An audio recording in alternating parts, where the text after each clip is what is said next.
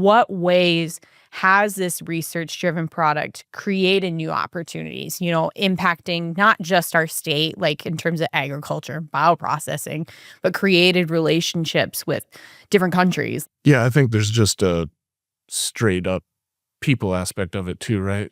I've been part of Prairie Aquatech, now Houdek, since I was an undergrad, and basically as part of its inception, started out as a team of, a dozen people, and now total employment across Houdek is probably 100 plus people.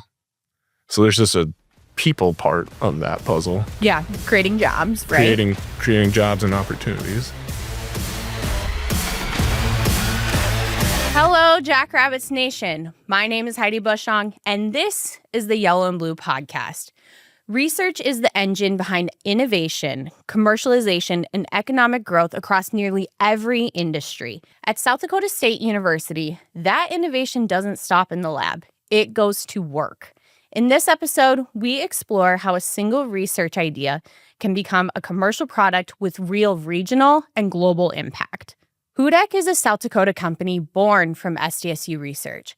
You'll hear from alumni and Houdek employees Austin Bushong, a research microbiologist, and Jeremy Javers, vice president of technology at Houdek, as they share how EmiPro, a high-protein feed ingredient made from South Dakota soybeans, is used in sustainable aquaculture around the world. Thank you so much for being here today, you guys. Yeah, thank you. Appreciate the opportunity. For those who may not know, what is Houdek? So for those that don't know, Houdek is a bioprocessing company that takes soybean meal and converts it into a feed ingredient that's used in aquaculture nutrition, pet nutrition, and trying to expand into other markets as well. Like human health. Yeah. It was formerly known as Prairie Aquatech, but it's within the last couple of years been rebranded as Houdek. What is Houdek? Like, what does that stand for? In South Dakota, we're fortunate we have a state soil along with our state bird and, all those types of things. And our state soil is Houdek soil, pronounced Houdek. As we started getting into other markets, pet food and looking at some of the human nutrition stuff, and we have products that go into the cattle markets, it got a little confusing for people, and we had to do a bit of a rebrand. Everything we do comes from the soil. Houdek is South Dakota State soil, so it made a lot of sense for us at the time. I think it demonstrates a lot of our pride in being a company that was founded and established in South Dakota and is operating in South Dakota. Also, Houdek has a connection to me personally, just because the family farm that I grew up on is near Spink County, South Dakota, and Houdek was first identified as a state soil in Spink County, South Dakota. That's pretty cool. Your guys' primary product right now is EmiPro. What was kind of the research that developed that product? Around about 2017, the world started farming more fish than we harvested out of the ocean. And in order to farm fish, we have to make feed for all of these fish. And, some of the primary ingredients are what we would call marine ingredients. So they'd harvest the little fish, sardines, menhaden, things like that, grind it up, turn it into what we call fish meal. And then that's one of the primary ingredients that goes into feeding farmed fish. Well, as that farmed fish industry continued to grow, and majority of the world gets protein from fish, then we started overfishing the little fish. And, it became a sustainability issue for that industry. We had to turn to plant-based proteins.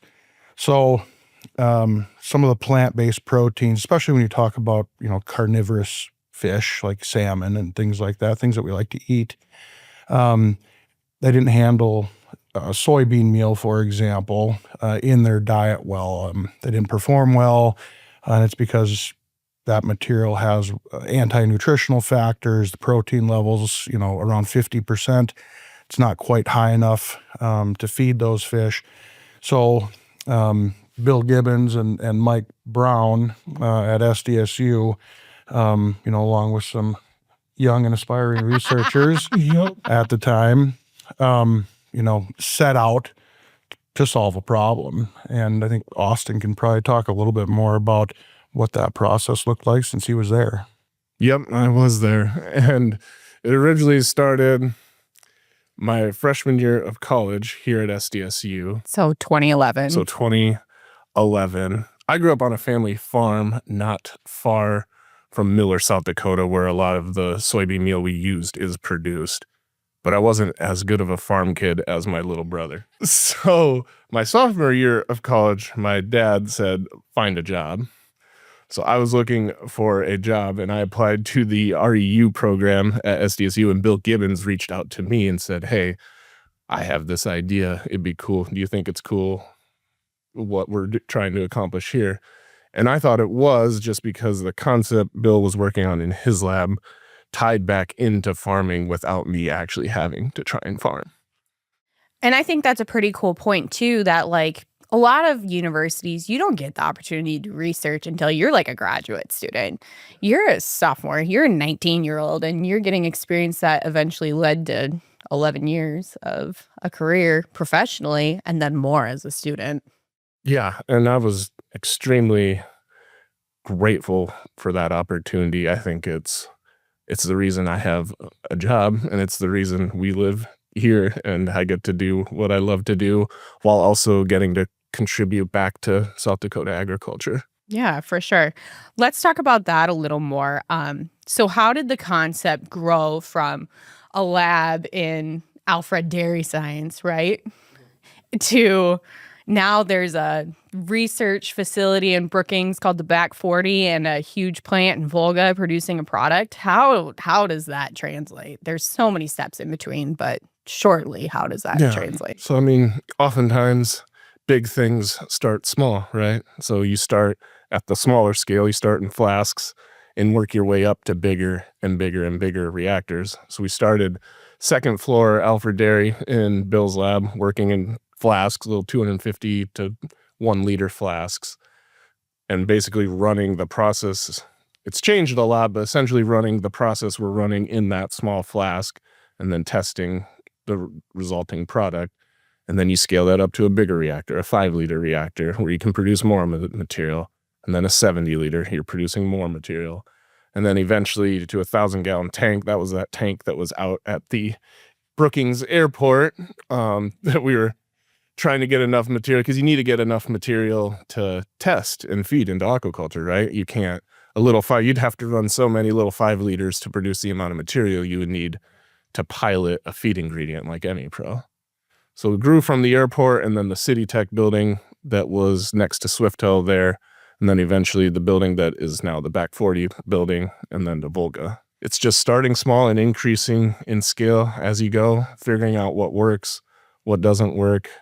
It's not like it was just a linear path of this works, this works, this works, and we built up to the Volga scale. I mean, it took a lot of mistakes and foam overs, bioflow foam overs, and messes to clean up until you get it right. So, yeah, that's an important sort of concept in this whole process of, scale up, and maybe what's just as important is scale down. So at some point in time, you're operating in something size of this coffee cup, trying to prove out a concept. And, I think it's important for people to understand, you have to go through about 10 cups of coffee before you get a good one.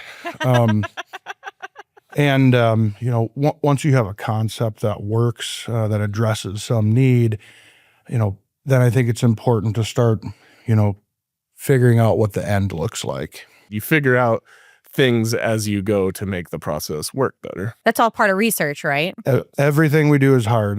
One person told me at one point in time, they picked all the gold up off the ground a long time ago, and now we got to mine for it. So we want other research labs on campus to be able to scale up and do the same thing, and different companies can come and try and scale their stuff up. And a lot of times the end product you get changes as you move up in scale. So EmiPro, the ingredient used within fish food for sustainable fish farming, it's made from South Dakota soybeans. A lot of them come from the Miller plant, like Austin had said.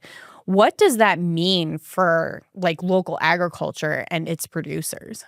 My background was about 20 years in the ethanol industry. When I was a grad student here at SDSU, I was working at Midwest Seeds at the time, making gels and things like that. And on my breaks, I would sit out in the back and saw them constructing this thing over by Aurora, and found out it was an ethanol plant and changed jobs shortly thereafter and went out and worked at the ethanol plant and kind of got into that industry. And a large part of the world's ethanol production was born right here at SDSU and in a little building right across the street here. In the little physiology lab. Yeah. And I mean, you can look and see, what does this research really do for agriculture? And I mean, if you just look at that example, right, we made a market for 6 or 7 billion bushels of corn. Okay. And corn today is, $4 to $5 per bushel, and everybody's pretty happy about that. Like, you can make money processing it, feeding it. I think that's the number one thing that this type of research really drives for agriculture and for the economy and for South Dakota farmers is it generates new markets for the crops. The specific scenario that we have with converting South Dakota soybean meal, there's some other added benefits. So just from a straight up logistics standpoint, yeah, it makes logistics is a big input cost to manufacturing, and having that being able to be sourced so closely to, Miller's only 130 miles-ish from Volga. So if you look at our supply chain, right, we take in soybean meal and we basically are fractionating that into 3 components. We fractionate that into oil, protein, and then a carbohydrate stream. And that's a big part of how we're adding value to this. And then through our fermentation process, we're also adding, good functional benefits, things that help prebiotics and postbiotics, things that help animal health, as part of their feed ingredient. The primary output of our product right now goes to Scandinavia. They need all non-GM products that are coming in. So, those farmers that have, really taken on the challenge, again, we picked up all the gold a long time ago, and farming non-genetically modified soybeans without all the benefits of things like glyphosate and some of the chemicals that can help with weed controls. It's a different type of farming. But, we got about 55, 60,000 acres that are being produced for us, and farmers are doing it well, and they're getting another $2 to $3 a bushel for going through that challenge. There's a market for it. Yeah, and a majority of that is sourced within X mile radius of St. Lawrence already, about 300-mile radius of that plant. I think they try to source all the acres for that. Okay. And most of that encompasses South Dakota. And we're short right now. We could use more. We could use more. A good way Jeremy had explained it to me is, where South Dakota is, we're pretty uniquely positioned. We have the land, the know-how, the farm acres, and the processing to produce this ingredient. And then Scandinavia has the waters to actually grow these animals and help sustain these animals. There's domestic markets as well. Yeah, it's a great partnership. It's a great international market. We rely on each other a little bit. The fish farmers in Scandinavia rely on us to grow that crop and convert it, and we rely on them to be a good market output for those products. And it's a unique opportunity that I hope we can hold on to here in South Dakota and continue to grow and replicate. Let's talk about that a little bit, because for people who are not of a science background like myself, it's kind of a hard concept to grasp, right? How does a soybean feed a fish, right? How is AmiPro used in aquaculture? What kind of fish consume it? Yeah, so we've had a number of different fish species out at the back 40 where the recirculating aquaculture system is. We've had tilapia, rainbow trout, Atlantic salmon, both coho and Atlantic salmon, barramundi, which is a sea bass, shrimp. The way one of my colleagues explained to me is rainbow trout and salmon are like the Black Angus of the aquaculture industry. Yeah, I could see that yesterday by looking at the fish. Yeah. The supply chains may be interesting to understand too. So a lot of people come to us and be like, oh, you make fish food. Mhm. We make fish food ingredients. We make one ingredient in a diet or ration that has 15-ish other ingredients in it. Yeah. So, I mean, we make the product in Volga. That gets, when we ship to Scandinavia, that gets loaded onto containers that go on truck to either a rail transload port or which ultimately ends up at a container shipping port, and then heads to Scandinavia, gets offloaded there, where it goes to feed mills that take that ingredient and then combine it with all those other ingredients and make pellets that then get put on great big feed boats. I had an opportunity to go visit Norway here in August and kind of see the operation. It was pretty cool. And then they go out and blow the feed out to the fish, and that's how we raise farm fish. What ways has this research-driven product created new opportunities, impacting not just our state, like in terms of agriculture, bioprocessing, but created relationships with different countries? Yeah, I think there's just a straight up people aspect of it too, right? I've been part of Prairie Aquatech, now Houdek, since I was an undergrad, and basically as part of its inception, started out as a team of, a dozen people, and now total employment across Houdek is probably 100 plus people. So there's just a people part of that puzzle. Yeah, creating jobs, right? Creating jobs and opportunities. One powerful thing I think to create a relationship is to sort of have a common goal.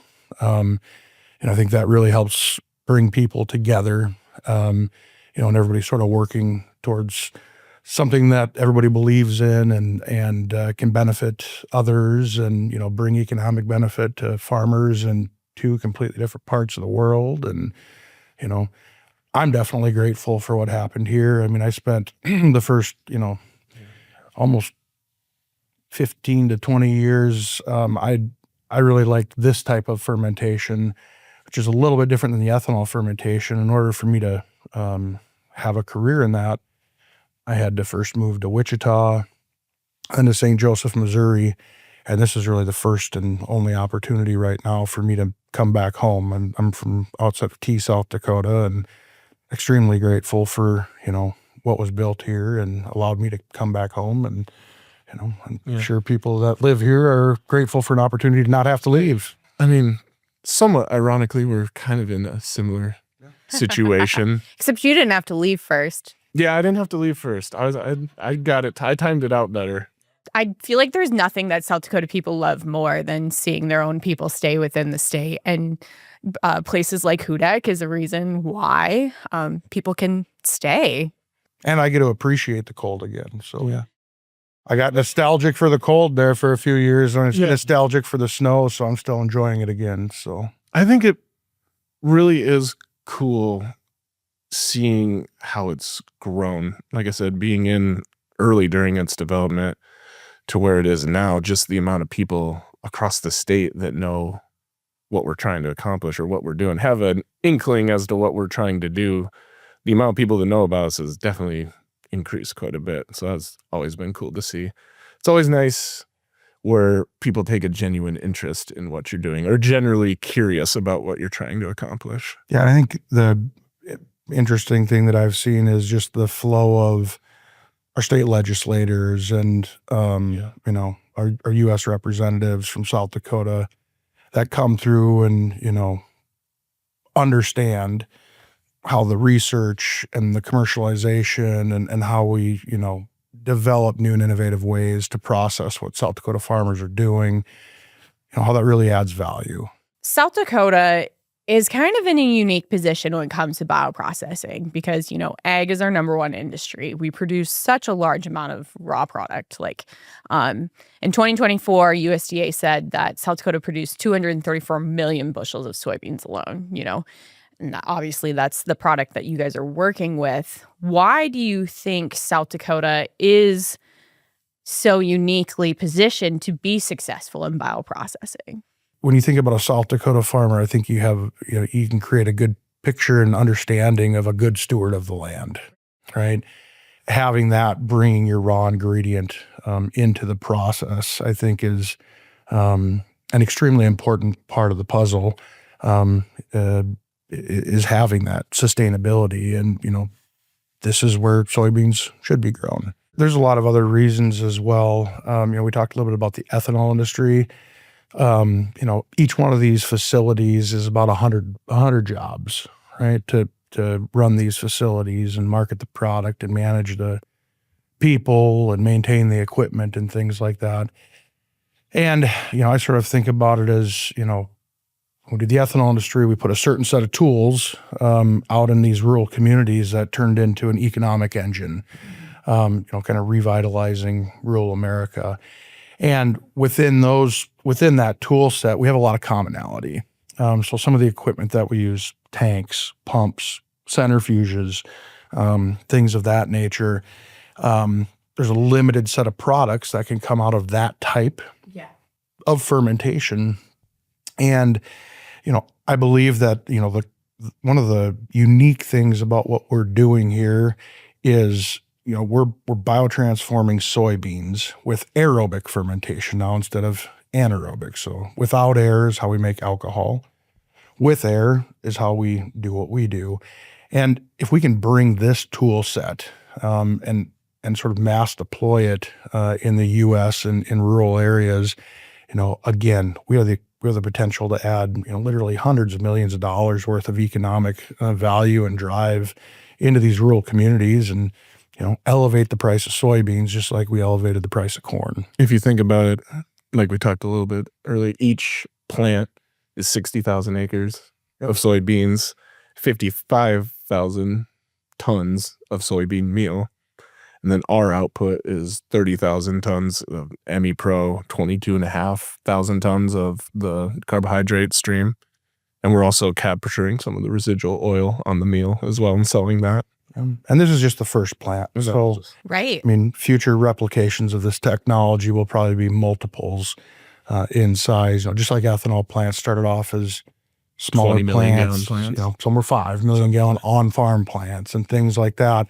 And, now we see sites that are making over 400 million gallons a year, and it's, a multiple lane, truck traffic of corn going in and DDGs going out 24 hours a day, 7 days a week, 365 days a year. When you look at these facilities, when I look forward and I sort of see the vision for soybean processing, I see the same thing, right? I see these, these facilities being replicated. I see us adding a lot of value to soybeans. And, I think as we continue to develop new technology, I think we're going to shift that balance back and shift a little bit more money back into the farmer's product or into the farmer's pockets and those communities' pockets as we, continue to develop these circular concept types of things. And that's why this tool set is so unique. We can generate more inputs for agriculture. We can generate more valuable inputs for animal feed and animal husbandry that can lead to better bottom line impacts for the farm. So we can do it all locally with this tool set. I know that this technology was created at SDSU, and as Houdek is looking to grow and expand outside of fish meal, fish products, and into animal and human health, how has SDSU kind of continued to work with Houdek to kind of, be a partner? SDSU has resources on campus here that we don't necessarily have access to ourselves. But in order to bridge that gap, we rely on the university to help us with some of our more sophisticated analytical measurements. We've worked with Dr. Peter Kovacs on some of the agronomic testing side with some new products as well. I'm in Dr. Bishnu Karki's lab, who took over Bill's lab, where Bill's lab is in Dairy Micro. So I think SDSU and Houdek have always had a very collaborative relationship. Yeah, and there's other examples of that too. The BNERC project. We're real grateful for SDSU to include us on that. And that's all about this sort of bringing better inputs back to agriculture, right? Bionitrogen. And we've been able to overlap that a little bit with our existing commercialization concept that we have in our soy biorefinery right now. And I think that's been really powerful for us. I mean, we've been able to do some things that we would not have been able to do without that partnership with SDSU, and really grateful for that. And I'm excited about. I'm really excited about what's to come here with the collaboration with SDSU, and what we can do for agriculture, and really drive value out of soy through these facilities in terms of animal feed and human food products, and agronomic inputs, and then figuring out how to stick those in all the neat little robots that they make over there that crawl through the fields or fly over the fields, and how to best supply this stuff to the farmers. So last year's soybean crop can be part of next year's corn fertilizer, or next year's soybean fertilizer, or next year's meat harvest. I mean, it's, there's just a lot of really cool things that we can do. Again, when you get a group of people together and everybody's excited about a common goal, I mean, there's really, there's no limit to what you can do. You talk about people looking for a common goal, being excited about the same thing, right? And I feel like I saw that a lot while touring the back 40, your guys' facility. And a lot of those people are SDSU alum. How does SDSU kind of prepare students to work at a place like Houdek? How do they prepare them to be successful in bioprocessing? I can speak from my experience, and I was Bill's first PhD student, a long time ago. So I also came out of Bill's lab. And I thought the flexibility in being a grad student here, and having these opportunities locally, like going out and working in molecular biology at Midwest Seeds, and the ethanol plant came up, and for the most part felt very supported in going out and getting that experience and making that connection with the local industry. And I mean, that was just as important, working with the local industry and then pulling SDSU students in was just as important part of my education as, going to school on campus. I think SDSU has a lot of bioprocessing expertise and equipment as well. Even just in dairy microbuilding, the shared equipment lab, the bioflows there, probably the same bioflows you worked with and I worked with. I mean, that is a good tool to teach students, though, how stirred tank aerobic fermentation works. I mean, it's a kind of a model tool to teach kids how it works.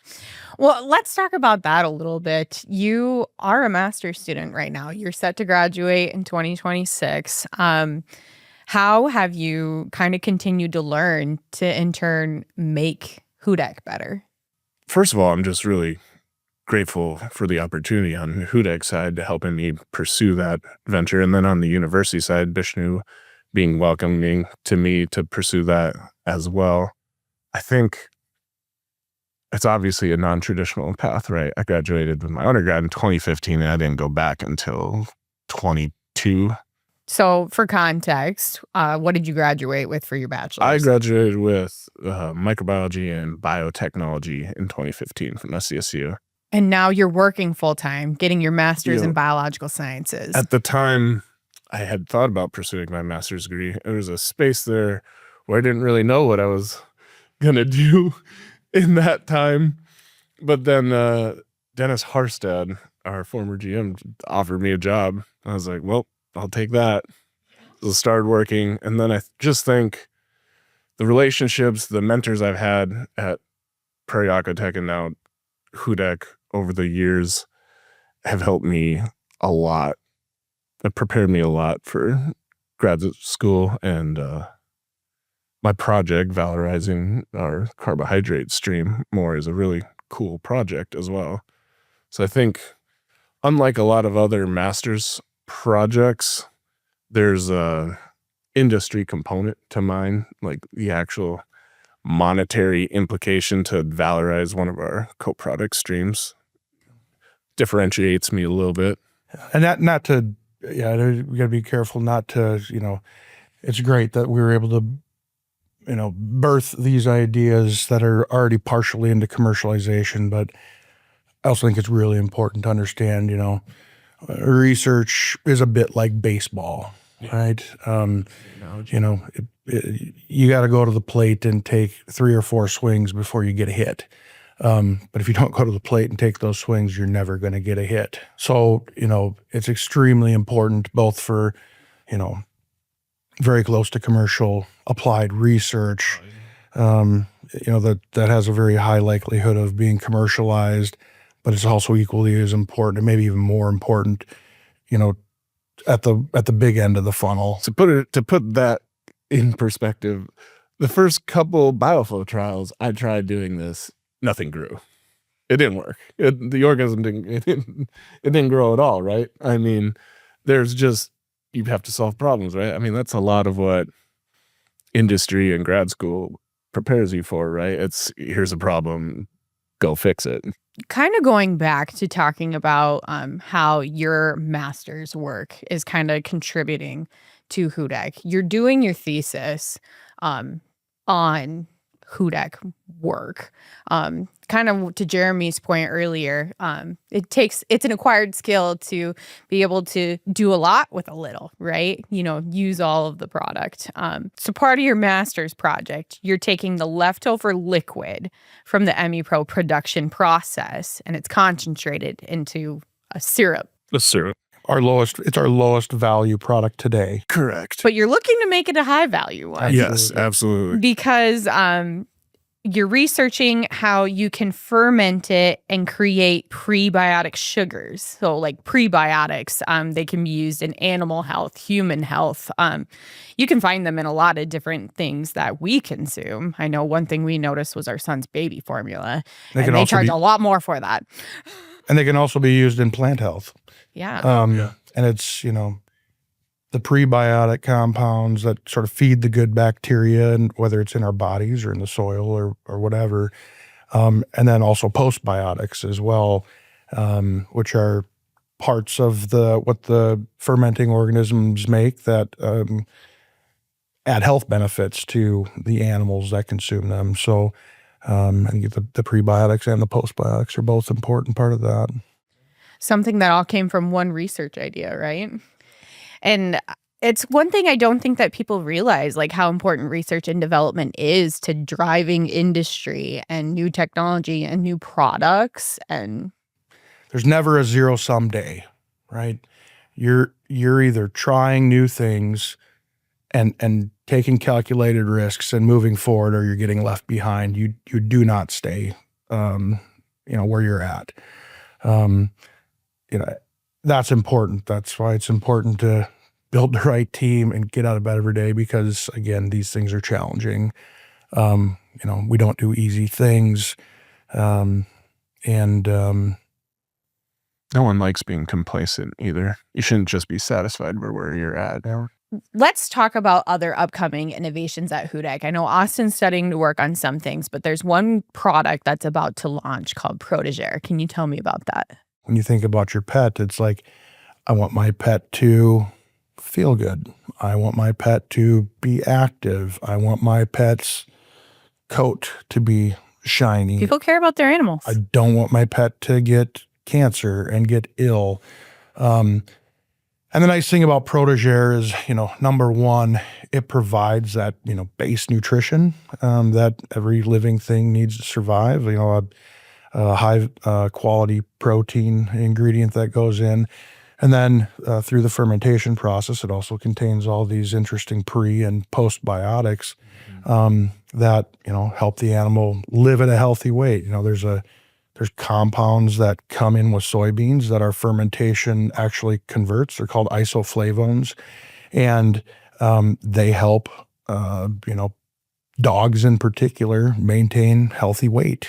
I've got a chocolate lab named Louise at home that I'm extremely excited to get some protégé dog food and see if it can help her to get back to a good, healthy weight. So I think it's just,